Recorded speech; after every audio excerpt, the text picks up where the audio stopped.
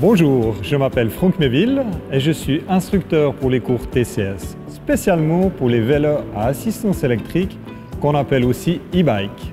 Dans cette vidéo, nous allons vous montrer la sécurité, la conduite, le nettoyage et le transport à l'étranger. Avant de commencer, distinguons deux types de vélos électriques. Le vélo électrique long avec dispositif d'éclairage fixe obligatoire et qui pour les moins de 16 ans nécessite un permis de conduire de catégorie M. Et le vélo électrique rapide qui rentre dans la catégorie M des permis de conduire, qui doit posséder une plaque d'immatriculation, un rétroviseur gauche et un éclairage fixe. Pour cette catégorie, le port du casque est obligatoire. Le TCS recommande d'ailleurs de toujours porter un casque, peu importe le vélo, et de le changer immédiatement en cas de chute. La norme en vigueur pour les casques vélo est EN 1078. Souvent, les phares d'origine sur les e-bikes ne sont pas suffisants pour garantir votre sécurité. N'hésitez donc pas à les changer. Nous avons testé différents modèles que vous trouverez en lien à la fin de la vidéo.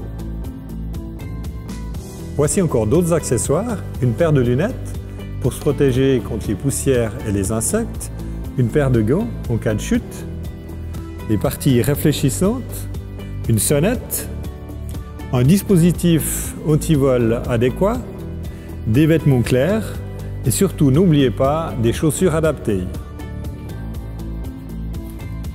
Avant chaque utilisation, veuillez contrôler l'état du pneu, la pression des pneus, le fonctionnement de l'éclairage ainsi que l'efficacité des freins.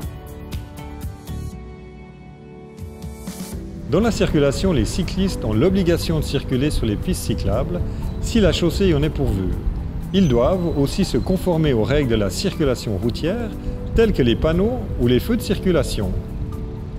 Ce panneau oblige les bicyclettes électriques rapides à circuler avec le moteur éteint.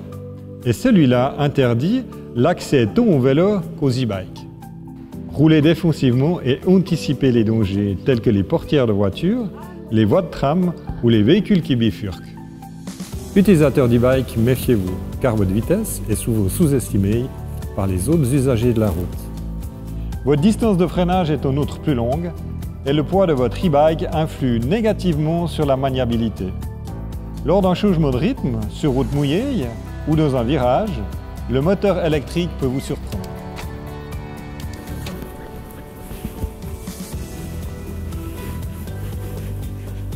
Pour l'entretien de votre vélo, nettoyez régulièrement avec une éponge ainsi qu'une petite brosse pour les endroits difficiles d'accès.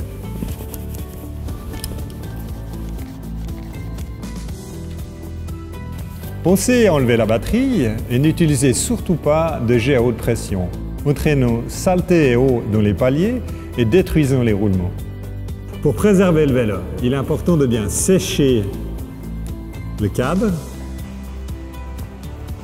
et de lubrifier les parties métalliques.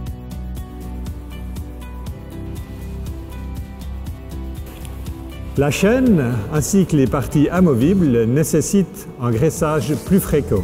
Une bonne technique est de faire tomber quelques gouttes sur la chaîne tout en pédalant.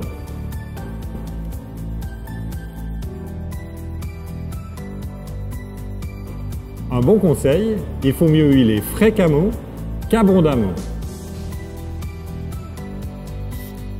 En hiver, stockez la batterie dans un endroit tempéré et sec et gardez son niveau de charge entre 50 et 70% du total.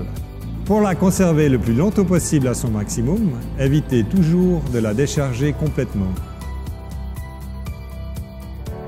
Les e-bikes sont pratiques pour transporter du matériel ou des enfants grâce à des remorques. Adaptez votre conduite car cette dernière peut facilement se renverser en cas de manœuvre brusque ou de vitesse trop élevée. Utilisez un fanion pour être visible et équipez les éventuels occupants d'un casque adapté. La vignette cycliste a été supprimée en 2012.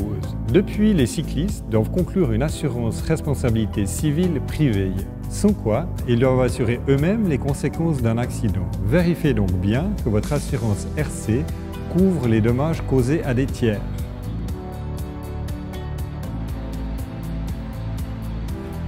Pour transporter votre vélo, par exemple lors d'un voyage à l'étranger, je vous conseille de consulter la vidéo « Test de porte-vélo » qui contient de multitudes d'informations pratiques.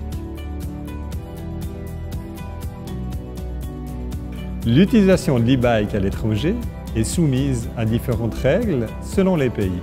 Par exemple, chez nos voisins français et allemands, le port d'un casque moto est obligatoire dès que l'assistance au pédalage dépasse 25 km/h. Un aperçu pour 14 pays proches de la Suisse se trouve sur notre site internet. Je me réjouis de vous rencontrer dans un cours de formation spécial e-bike afin de vous donner des conseils personnalisés. Le TCS vous souhaite bonne route!